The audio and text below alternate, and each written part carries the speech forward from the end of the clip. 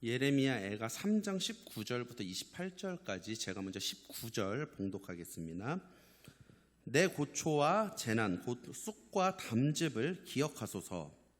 내 마음이 그것을 기억하고 내가 낙심이 되오나 이것을 내가 내 마음에 담아두었더니 그것이 오히려 나의 소망이 되었사옴은 여호와의 인자와 긍휼이 무궁하심으로 우리가 진멸되지 아니함이니이다. 이것들이 아침마다 새로우니 주의 성실하심이 크시도소이다. 내 심령에 이르기를 여호와는 나의 기업이시니 그러므로 내가 그를 바라리라 하도다. 기다리는 자들에게는 구하는 영혼들에게 여호와는 선하시도다. 사람이 여호와의 구원을 바라고 잠잠히 기다림이 좋도다. 사람은 젊었을 때에 멍에를 매는 것이 좋으니 혼자 앉아서 잠잠할 것은 주께서 그것을 그에게 메우셨음이라. 아멘. 할렐루야. 오늘도 이 예배 나오신 모든 성도님들을 환영하고 축복합니다. 이 예배를 통하여서 하나님을 더욱 알아가는 귀한 시간 되길 간절히 바랍니다. 우리가 요즘 계속해서 예레미야 애가 말씀을 보고 있는데요. 예레미야 선지자가 이제 자신의 조국의 현실을 보고 그 처참한 상황을 슬픈 노래로 지은 말씀이죠. 하나님의 경고를 무시하고 성전을 도둑의 소굴로 만들었었던 그 이스라엘은 결국 하나님께 심판을 받게 되고 바벨론에게 멸망을 당합니다. 그리고는 포로로 끌려가게 되죠. 그리고 오늘 우리가 읽은 이 3장은 이 예레미야 선지자 개인의 아픔과 고통이 드러나는 장이에요. 그래서 우리가 오늘 읽은 요 앞에 1절부터 18절까지는 포로로 끌려가는 그 이스라엘의 모습, 특히 하나님의 백성이 약속의 땅에서 쫓겨나는 그런 현실을 견디지를 못하고 이제 극도의 슬픔을 거기서 나타내고요. 자, 그런데 그렇게 고통을 외치던 예레미야가 오늘 우리가 읽은 부분에서는 갑자기 소망을 발견합니다. 분명히 포로로 끌려가는 그 비참한 현실 속에서 아무 소망이 없었다고 외쳤는데 오늘은 거기에서 소망을 바라고 여호와의 구원을 잠잠히 기다리겠다라는 그런 다짐을 해요. 자, 그럼 어떤 내용인지 우리 본문을 더 자세히 보겠습니다. 19절 20절에 보면 내 고초와 재난 곧 쑥과 담즙을 기억하소서. 내 마음이 그것을 기억하고 내가 낙심이 되오나. 이제 지금 자신이 겪는 고통을 이야기하는 거예요. 근데 지금 예레미야가 이제 한탄하는 것은 자기 개인 삶에 대한 신세 한탄이라기보다는 지금 하나님의 나라가 그 이방 나라에게 무너진 그 현실을 아파하고 있습니다. 그걸 21절에 이것을 내가 내 마음에 담아두었더니 그것이 오히려 나의 소망이 되었사옴은. 그러니까 오히려 포로로 끌려가는 이 현실이 갑자기 소망이 되었다고 이야기를 해요. 어떻게 지금 나라가 망하고 있는 이 현실이 소망이 될 수 있느냐? 우리 22절 말씀 같이 읽어보겠습니다. 시작. 여호와의 인자와 긍휼이 무궁하심으로 우리가 진멸되지 아니함이니이다. 자, 여기 좀 22절은 조금 번역이 아쉬운 부분인데요. 먼저 여기 여호와의 인자와 긍휼은 히브리어로 헤세드라는 한 단어예요. 이게 헤세드가 무슨 뜻이냐면 하나님의 언약적 사랑입니다. 그러니까 이걸 하나님의 책임감 있는 사랑 이렇게 표현하기도 하고요. 어떤 상황 속에서도 자기 백성을 포기하지 않으시는 그 하나님의 사랑이 바로 헤세드입니다. 이렇게 포로로 끌려간 상황에서도 내 백성을 포기할 수 없는 그 하나님의 마음이 헤세드예요. 자, 그런데 그 헤세드가 무궁하심으로, 자, 여기 무궁하다는 단어의 원문 의미는 완수하다, 마치다, 완료하다라는 의미를 가져요. 그러니까 여호와의 헤세드가 이미 완수되었다. 자, 근데 이제 그 다음 번역도 조금 아쉬워요. 우리가 진멸되지 아니함이니이다. 이것도 원문 의미로 다시 번역하면 그의 긍휼이 중단되지 않았기 때문이다. 그래서 이거를 다시 번역해 볼게요. 바로 하나님의 언약적 사랑은 이미 이루어졌습니다. 왜냐하면 그의 긍휼이 중단되지 않았기 때문입니다. 근데 여러분, 사실 이 말이요, 지금의 타이밍에는 좀 맞지 않는 말입니다. 포로로 끌려가는 현실에서 그 어떤 회복의 조짐도 보이지 않는데 지금 뭐라고 하느냐? 하나님의 헤세드, 우리를 책임지시는 하나님의 사랑이 이미 성취되었습니다. 주의 긍휼은 중단되지 않았습니다. 근데 이게 사실은 상황하고 어울리지는 않아요. 그럼 예레미야 이 고백을 우리가 어떻게 받아들여야 하는가? 자, 우리 25절, 26절 말씀 같이 읽어보겠습니다. 시작. 기다리는 자들에게나 구하는 영혼들에게 여호와는 선하시도다. 사람이 여호와의 구원을 바라고 잠잠히 기다림이 좋도다. 자, 예레미야는 이제 여호와의 구원을 바라며 잠잠히 기다리겠다고 해요. 자, 예레미야가 기다리는 이 여호와의 구원이 무엇인지를 짐작할 수 있는 하나님의 약속이 하나 있습니다. 우리 화면 보고 예레미야 29장 10절 말씀 같이 읽어볼게요. 시작. 여호와께서 이와 같이 말씀하시니라. 바벨론에서 70년이 차면 내가 너희를 돌보고 나의 선한 말을 너희에게 성취하여 너희를 이곳으로 돌아오게 하리라. 자, 끝까지 이제 예레미야의 경고를 무시하던 이스라엘 백성들에게 하나님이 이제 결국 심판을 선고하시죠. 자, 포로로 끌려간다는 거예요. 그런데 그 포로 심판과 동시에 하나님이 회복을 약속하시는데 70년이 차면 다시 돌아와서 예루살렘 성전을 회복시켜 준다는 겁니다. 자, 그렇다면 예레미야는 이 70년 후에 회복시켜 주신다는 이 약속 때문에 갑자기 고통에서 기뻐하는 거냐? 그건 아닙니다. 이 70년에는 비밀이 담겨 있어요. 자, 예레미야는 이 고통 속에서 70년 포로의 진짜 의미가 무엇인지를 깨달은 겁니다. 자, 70년의 포로는요, 요거 오늘날의 개념으로 가져와서 어떤 형을 선고받는 사람 입장에서 이 70년은 무기징역이나 마찬가지예요. 자, 보세요. 20세 성인이 70년 형을 받으면 몇 세가 돼서 나온다는 거예요? 90세. 성인 중에 가장 어린 20세도 70년 후에는 90세가 됩니다. 자, 이건 무기징역입니다. 출소의 희망이 없는 거예요. 70년 후에 회복시켜 주겠다는 이 약속은 사실 지금 포로에 붙잡혀서 끌려가는 자들에게는 해당이 없는 약속인 겁니다. 그렇다면 왜 10년도 아니고 20년도 아니고 아니면 성경에서 많이 나오는 40년도 아니고 왜 굳이 70년이냐?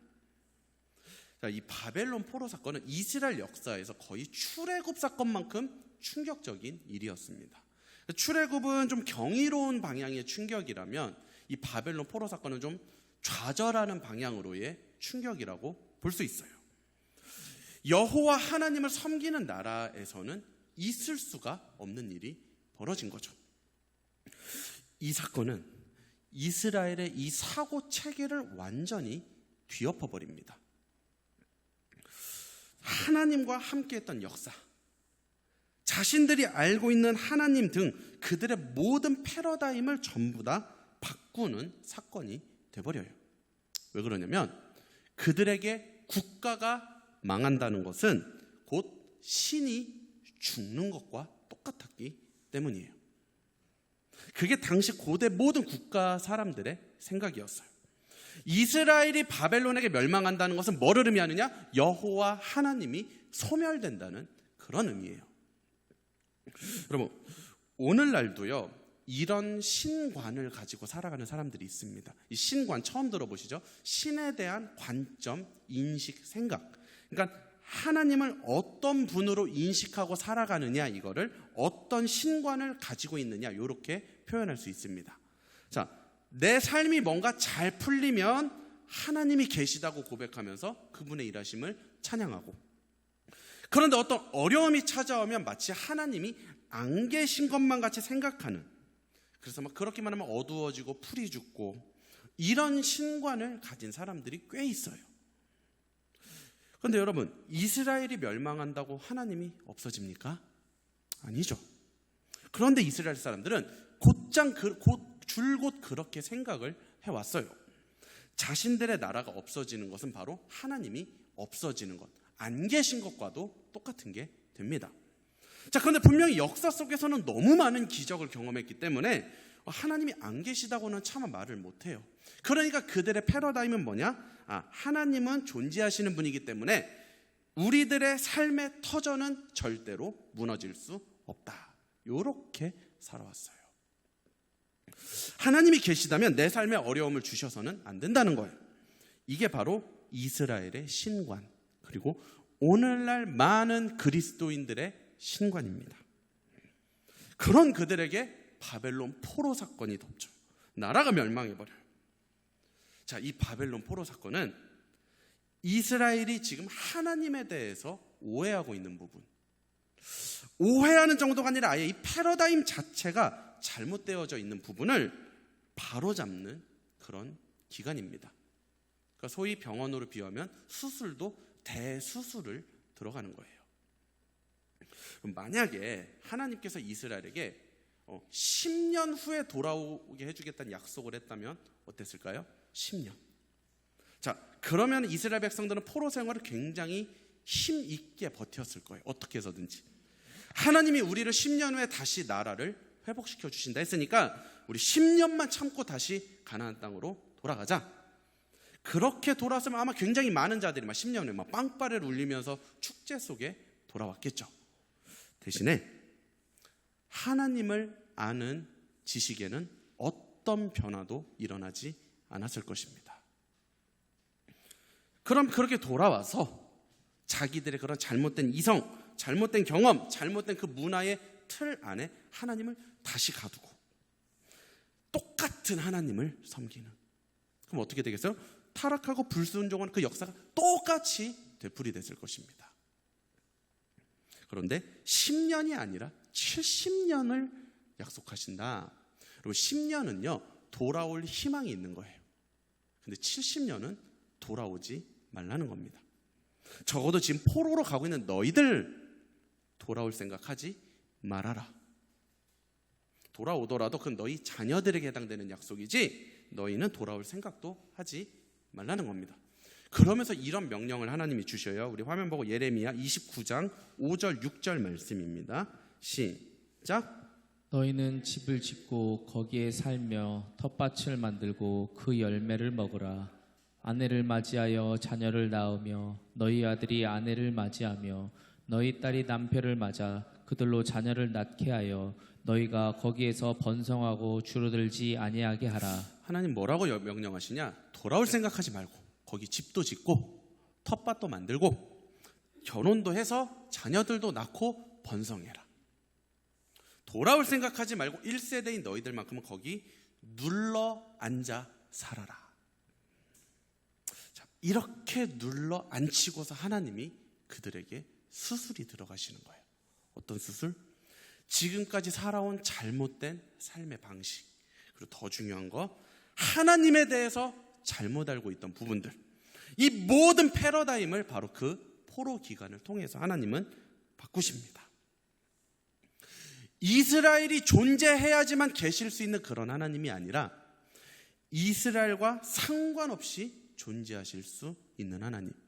여러분, 이 개념이 굉장히 중요한 개념인데요. 왜냐하면 이거는 여호와 하나님만큼은 지금 다른 나라들이 섬기는 이방신들과 완전히 다른 존재임을 선포하는 겁니다.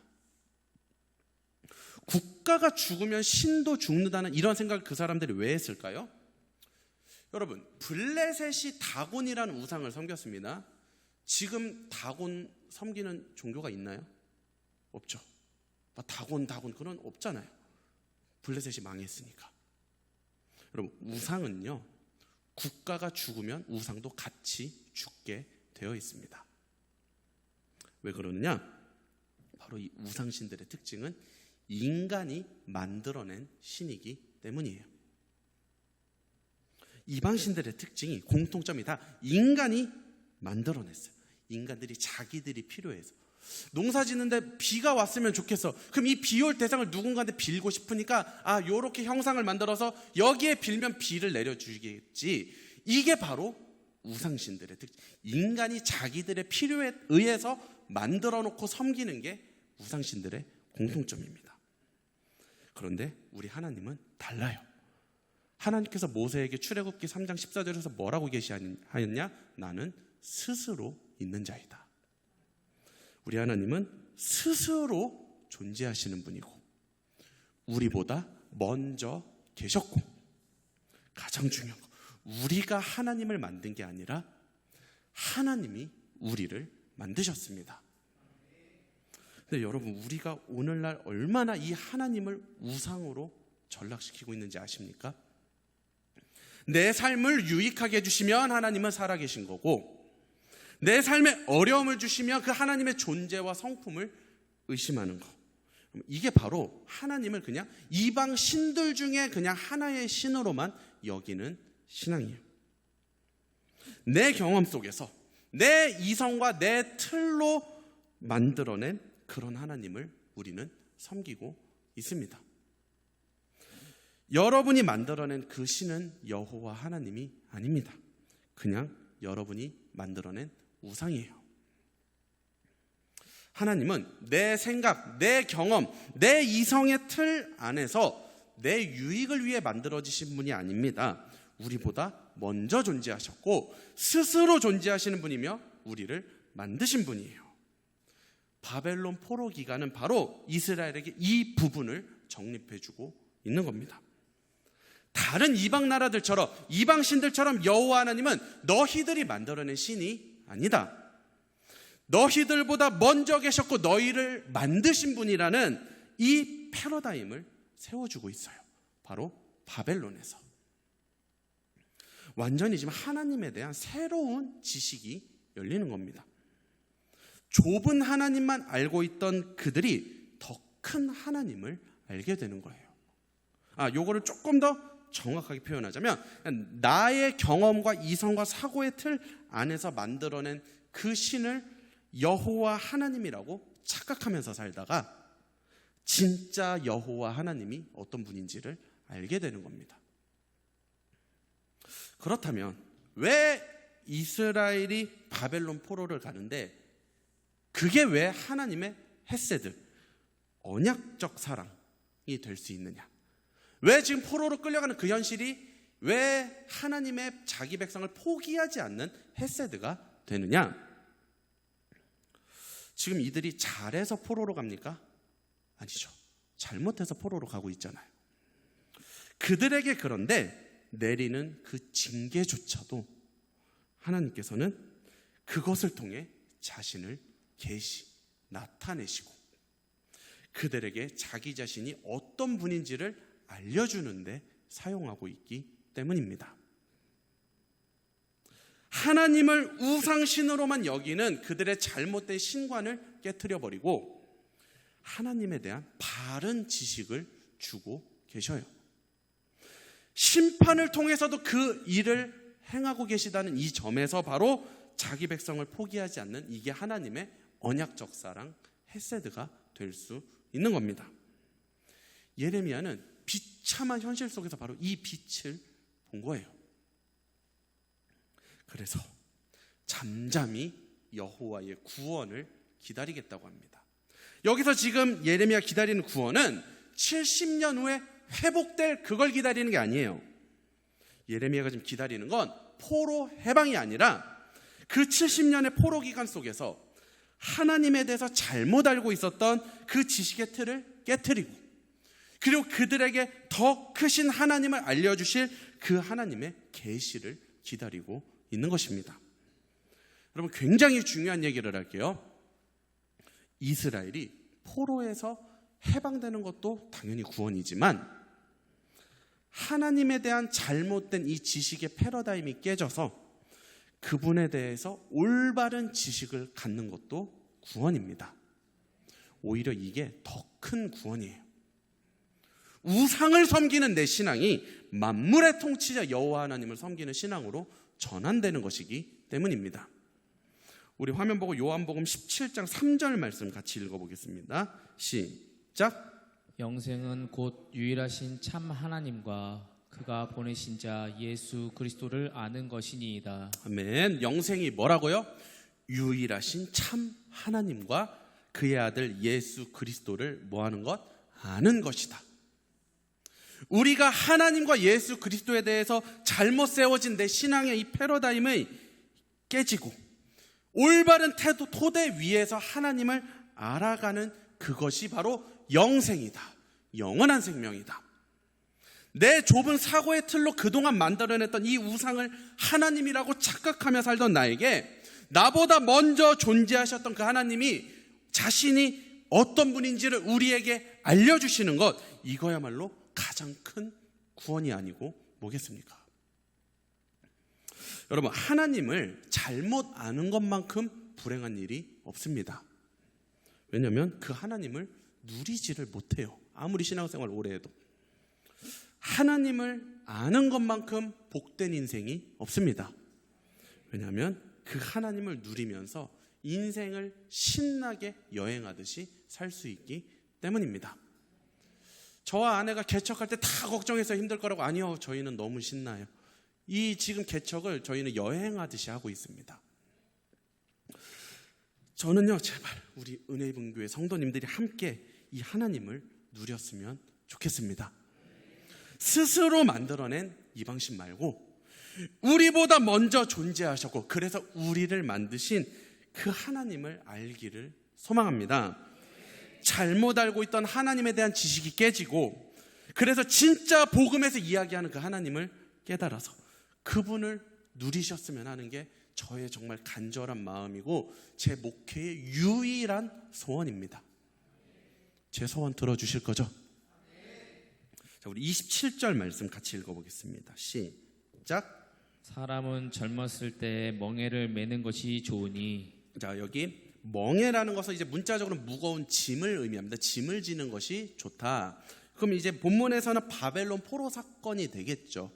그리고 젊었을 때 그런 짐을 지는 게 좋다. 젊었을 때 힘든 시기 보내는 게 좋다. 자, 왜 이게 좋으냐? 왜 젊을 때 멍에를 매는 게 좋냐면 이 멍에가 그냥 단순한 짐이 아니라 하나님에 대해서 잘못 알고 있던 나의 사고를 바꿔주는 것이기 때문입니다.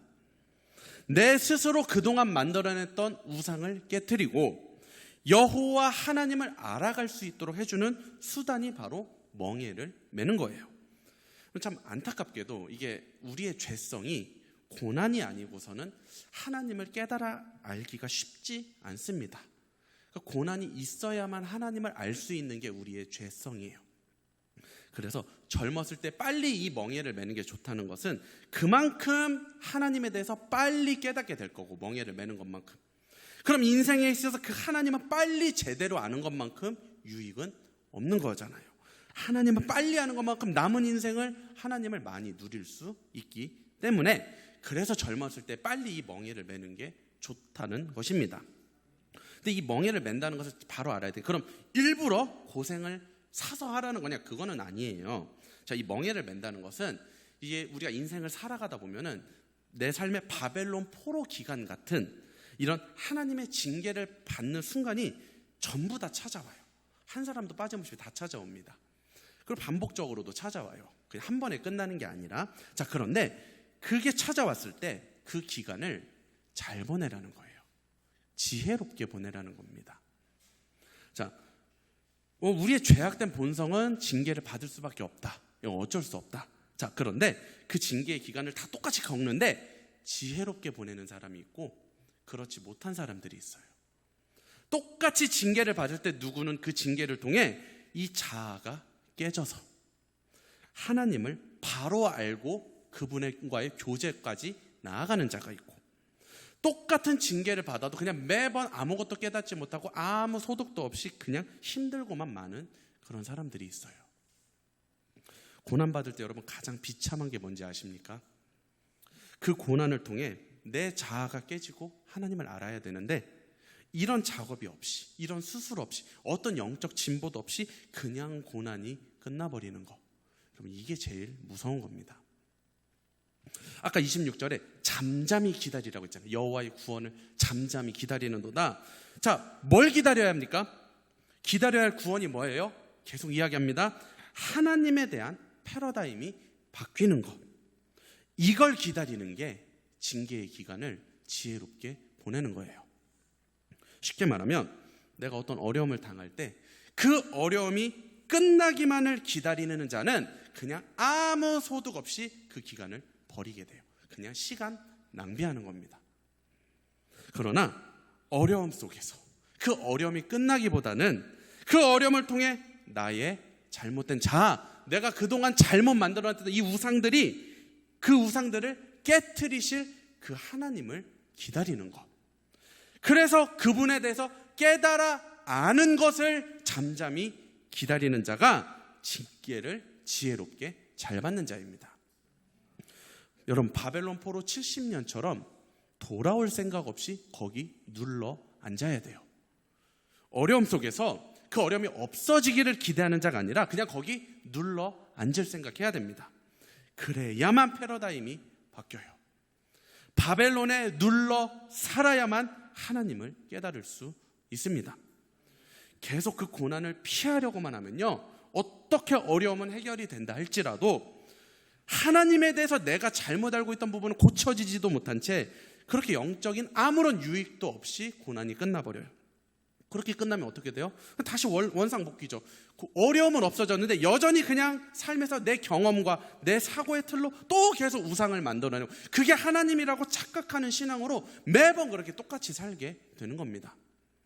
그러나 고난을 딱 한 번 겪더라도 바벨론 포로 70년처럼 그냥 그 고난에 눌러앉을 생각으로 내 삶을 그냥 충실히 살면서 잠잠히 그분의 구원을 기다리며, 자, 이 구원이 뭐라고요? 내 자아를 깨트려 주실 그 하나님의 일하심을 기다리다 보면 그 가운데서 하나님이 나의 잘못된 지식들을 바로잡아 주십니다. 이전보다 더 크고 깊으신 하나님을 깨닫게 해주세요. 여러분, 어둠 속에서 이 하나님을 깨닫잖아요. 내 우상을 깨트리시고 진짜 여호와 하나님을 내게 알려주셨을 때요, 여러분, 그 기쁨은 이루 말할 수가 없습니다. 이 하나님을 조금이라도 깨달아 보신 분들은 공감할 거예요. 이게요, 포로에서 해방되는 것보다도 그분을 알았을 때 훨씬 더 큰 기쁨이 찾아옵니다. 그 하나님을 깨달을 때 어둠과 같던 내 삶에 빛이 임하는 거예요. 그 하나님을 깨닫는 것만큼 그분을 누리며 살아갈 수 있는 겁니다. 그리고 그 하나님을 깨닫는 과정 속에서 70년이 차면, 다시 말하면 나는 생각이 없었는데 그냥 하나님의 때가 되면 정확히 포로에서도 해방시켜 주십니다. 내가 그렇게 원하는 막힌 문제도 우리 하나님 해결해 주신다는 거예요. 여호와의 구원을 잠잠히 기다리는 자가 되시길 간절히 소망합니다. 그런데 그 여호와의 구원이란 이 포로 기간이 끝나길 기다리는 게 아니라 그 포로 기간 속에서 하나님과 예수 그리스도를 향한 올바른 지식을 심어주실 그 하나님을 기다리라는 거예요. 그 하나님을 기다릴 때, 그래서 그 하나님을 깨달아 알아갈 때 세상이 주는 쾌락과는 비교할 수 없는 희락의 기쁨, 영적인 기쁨, 천국의 기쁨을 느끼게 될 것입니다. 그리고 어둠 속에 있던 그 삶에 빛이 임할 거예요. 여러분, 포로에서 해방되는 것보다 내 자아가 깨지는 것이 더 큰 구원임을 깨닫기를 간절히 소망합니다. 그래서 그 자아가 깨지고 이 하나님을 깨달아 아는 모든 복된 자들이 되시기를, 그래서 그 하나님을 누리며 가장 행복한 인생 사시기를 주님의 이름으로 축복합니다. 기도하겠습니다. 하나님, 감사합니다. 오늘도 우리에게 귀한 말씀 주시고 이 말씀을 통하여서 우리로 하여금 하나님에 대해서 잘못 알고 있던 부분들을 바로잡아 주시고, 그리고 우리의 자아를 깨트리고 하나님이 어떤 분인지를 알려주시기 위해 우리에게 일하시는 그 하나님을 깨닫게 해주심을 감사드립니다. 주님, 우리는 어려움이 닥치면 그 어려움이 끝나기만을 기다립니다. 그러나 그렇게 징계를 아무 유익 없이 보내는 자가 아니라 이 어려움을 통하여서 내게 하나님을 알려주실 하나님이 어떤 분인지, 스스로 존재하시고 나를 만드신 하나님이 어떤 분인지를 알려주시는 이 하나님의 계시를 기다리는 우리가 되게 하여 주시옵소서. 그 가운데 포로에서부터 나를 해방시킨 하나님을 경험하게 하여 주시옵소서. 감사를 드리며 예수님의 이름으로 기도드립니다. 아멘.